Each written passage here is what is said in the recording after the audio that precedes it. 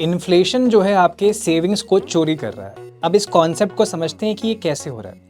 अब मान लीजिए आपने अपने बैंक अकाउंट में 1 लाख रुपए रखे हुए हैं एंड उस पे आपको 8% का रिटर्न मिल रहा है। इसका मतलब ये है कि आपका 1 लाख रुपए जो है हर साल 8% से ग्रो कर रहा है। लेकिन इन्फ्लेशन का काम क्या है? इन्फ्लेशन जो है आपके पैसे की वैल्यू को कम करती है, उसकी परचेजिंग पावर को कम करती है।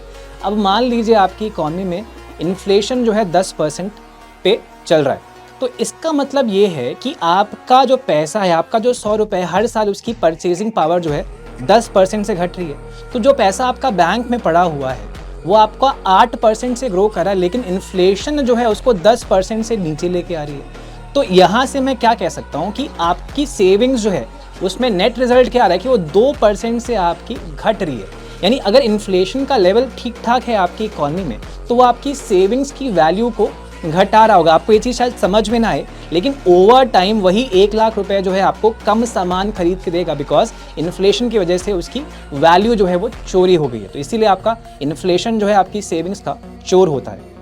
Thank you.